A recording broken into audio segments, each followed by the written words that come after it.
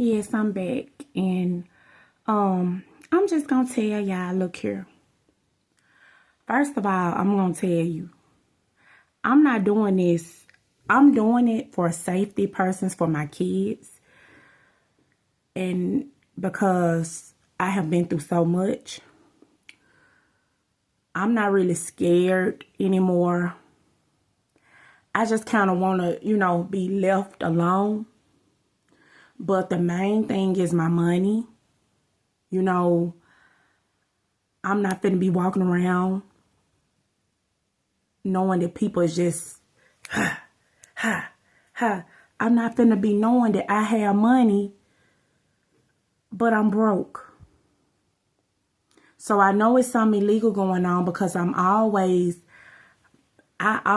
have been able to accumulate lump sums of money. I don't never, just come up with, I'm telling you, I don't never just have little bit of money. I always be able to get lump sums by things that be happening and blessings that come in. And lately, my lump sums, I haven't been able to receive those because somebody has been intercepting my money. And also, although these are dangerous people, I'm not scared.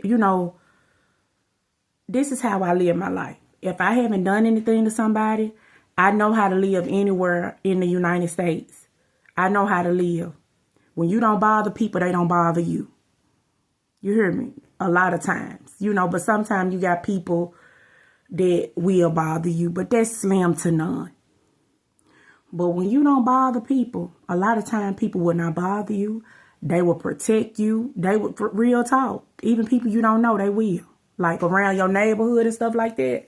Real talk, because they'll be like, somebody come up to them like, well, hey, hold on. I don't never see them doing that. Whenever I see them, they smiling, they speak.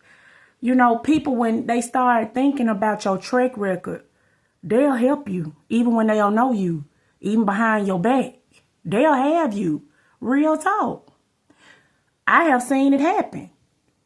So you can't tell me I don't know how to live somewhere. I don't cause problems. I only say something or do something when people start messing with me. I'm a defender. You hear me? I'm not no lay down and take it. I'm not that, I'm very chill, very calm, very low key. But if you come over and start messing with me, that's when I have a problem. My family, my kids, my money, I'm going to defend them more than I'm going to defend myself. That's just how I am. But I'm going to defend myself. Come on now, I'm going to defend myself too. But now, when you're talking about children, these are little people that cannot defend themselves. They have to have somebody to defend them. And then you're talking about my children that came from me. I'm going to do everything I can to protect that. Everything. No matter if I made mistakes with my oldest two kids or not, I still protect them. If they tell me something going on, I'll be the first one. Hey, they doing something going on with them. They can stand behind me. They can protect them. You hear me? That's the type of person I am. So, all this miscellaneous bull crap that's been going on with me, and I know I don't bother nobody. I ain't looking for trouble. But trouble is constantly, here I am in my own little world, and here come trouble.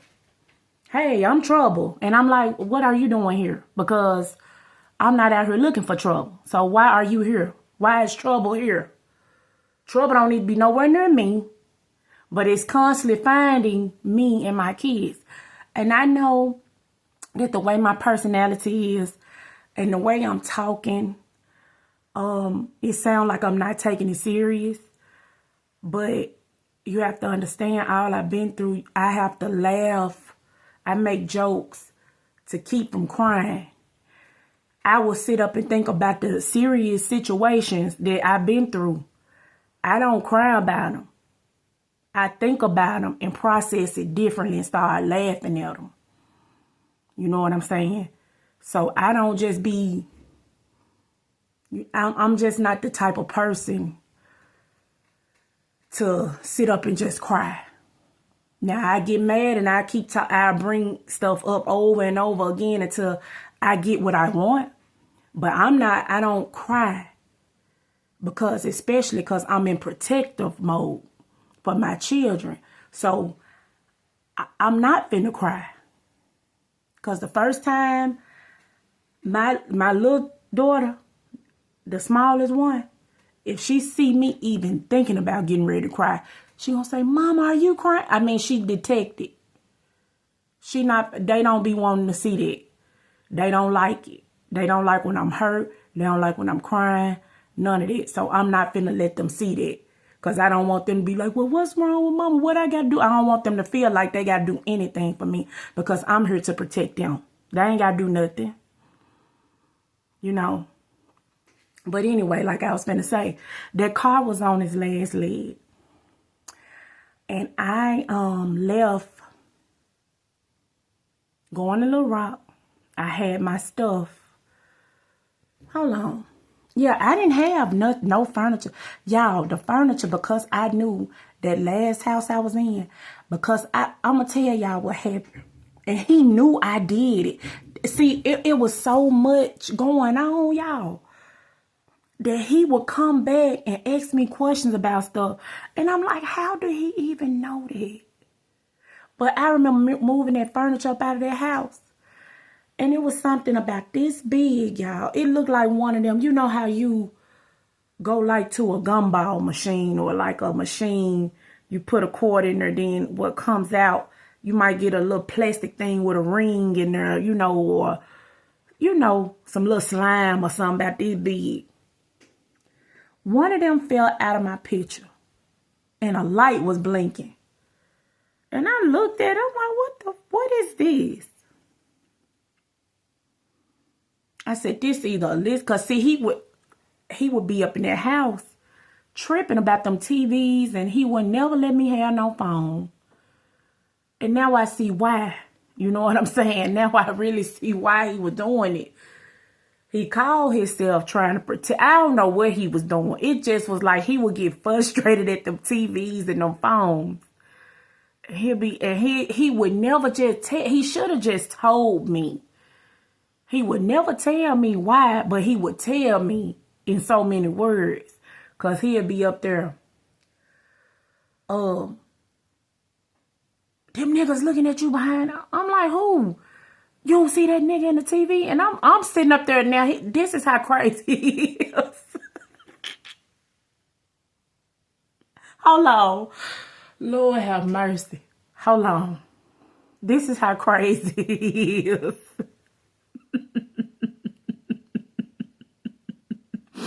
Y'all, he'll be like, you don't see them niggas in the back. So I'm sitting up here now. Because he was so, like, serious about it. So I would sit there and be looking in the TV, like, trying to really see the people. I'm like, where's the people that he talking about?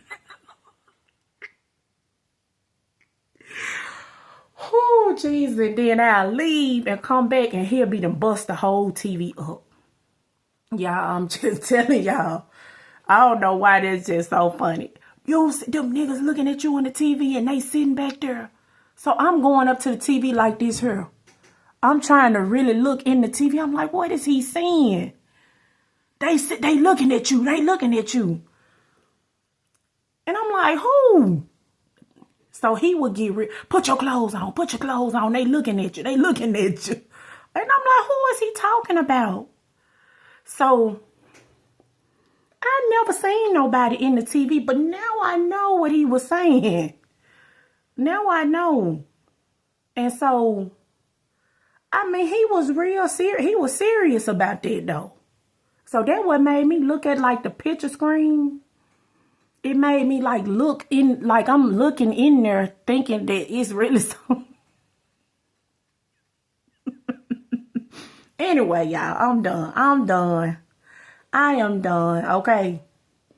So, I load my little truck up and my kids stay in the back seat. I pray before I leave. And I promise y'all think I'm lying. I saw Archangel Michael, y'all, flying in front of my truck. Like, literally carrying me down the road. I think I forgot where I went to. But that truck did not make it to Little Rock. That truck did not make it to Little Rock, okay? Just know that truck broke down in a town somewhere. And I had to go to a hotel and call somebody. And the next day they came and picked me up and took me on to my apartment. And we didn't have no furniture, no nothing, y'all. And I think we slept on that, I made a pallet for us. And we slept on it maybe 2 days. Then somebody drove down there with a thing full of furniture for us. And we decorated that apartment, and it was so pretty, y'all. Except for the roaches, the woman under us was just nasty. You know, I don't do roaches and stuff, and rat. I don't do that. So, cause see, I'm the type of person, if I see a whole lot of rodent activity and rats and roaches, I'm gonna start trying to do something to get rid of it. But we did so much stuff, even the people was coming in there spraying. And that still didn't stop how bad them roaches was in that apartment. But we had it decorated real nice now. It looked good. But now the roaches, they wouldn't come in the bathroom or like in the bedroom or nothing like that. But that kitchen, and then I would open the door in the morning, they would be running up in the, I'm like, God, leave that woman. But when she moved, they slowed down. It slowed down. And so, anyway, let me get off of this subject. I don't know why I'm telling it. But anyway, so we up in the apartment. We, I'm thinking everything all good. It's close to Christmas. So we get our little furniture. We put up our little tree from the person that was helping us at the time. We put up our little tree. We have presents, all of it. And so, but right before that, another way I knew somebody was following me. Because CPS came over there a week before we could celebrate Christmas. And came in my house, in the apartment, and was looking through there. And it was fixed up now. It was fixed up, looked real nice up in there. And I sat down and I told her what was going on up until that point. And that lady started crying, and she left and said, she gave me she gave me a drug test too. And I paid, I didn't fail it, I passed it. And she left.